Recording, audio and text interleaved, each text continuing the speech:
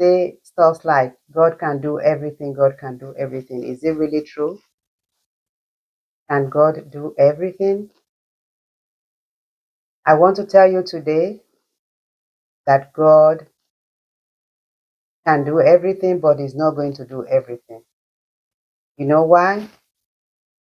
He's not going to do everything because there are some things He has given us the ability to do. Our God is not a magician. He works through man, and that is why He makes it possible for us to be able to achieve our goals through our interaction with men. For everything that we ever do in our life, everything that we will ever become, you need another man to be able to achieve those goals. You cannot live in isolation. God has made provision for us to be able to achieve whatever it is that we need to achieve. But while we are achieving these goals, it has to be through our connection with another human like ourselves. For instance, getting your education. You cannot get your education in isolation. You need somebody to teach you. So it will be very foolish for somebody to say, hey, because I'm a Christian, I believe God can give me just knowledge to know maths, to know physics. I don't need to go to class to go learn about it. That will be foolishness. And it's the same thing when you pray to God and you say you are hungry, you ask God to provide you food and He blesses you with rice, raw rice. He wants you to go and cook the rice and you decide to start praying. God has made provision for stove. He has made provision for a lighter for you to be able to light your stove. He made provision for pot, for water, so you can cook your rice and be able to eat. If you now sit down and say, hey, God can do everything, and you start praying over the rice, for the rice to be cooked, then you will discover that, that is not going to happen. The rice is not going to get cooked. The same thing is applicable when you get married.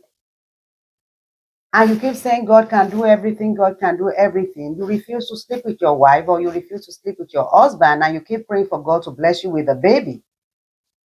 It's not going to happen. So there are some things that God has given us the power to do as human beings. When God gives you the wisdom, the power, is made provision for you to achieve certain things, God is not going to do it no matter how much you pray. And it is the same thing that is applicable to your health.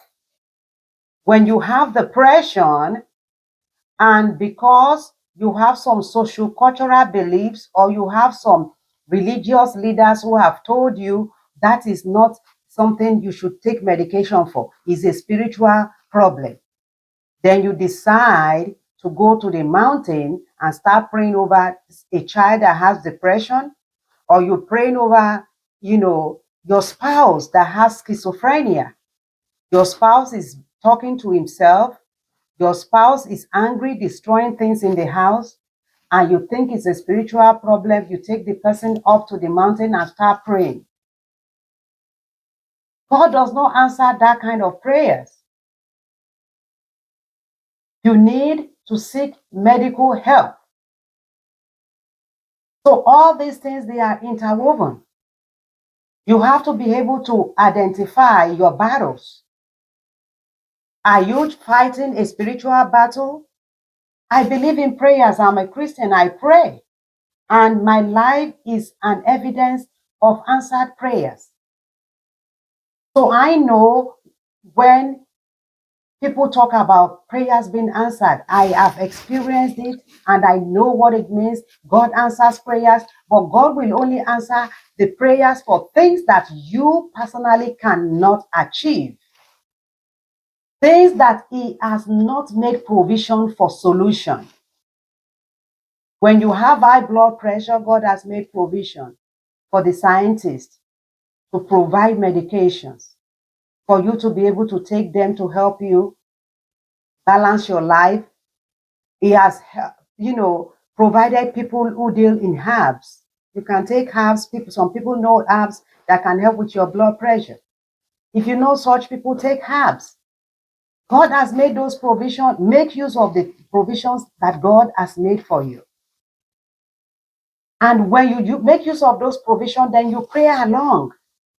It's not like you are just praying and not doing your own part. God has his own part to do, while you as a person, you have your own part to also fulfill too. You do your own part and let God do his own part. Are you a student in college? You are a Christian, you are Muslim, you are, whatever religious beliefs you belong to. And you say, oh, God can do all things, and you refuse to study. If you don't study, you're going to fail. You will fail. So you need to take your books and study. God will not do what he has given you the ability to do. God will not do what he has made provision for you to be able to solve. And all this is applicable to your mental health.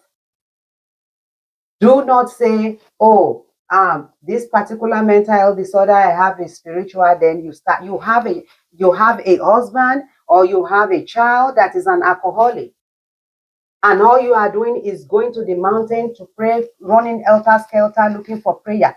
There is medication to help this person to stop the craving for alcohol.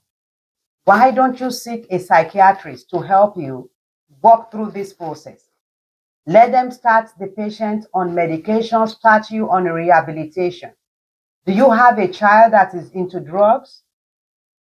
Or is your partner into drugs? You can get help. You can seek mental health. There are psychiatrists who specialize in substance use disorder. They will help you walk through this process, and you will be able to get off the alcohol, get off, the drugs that you are using, and you start living a normal life.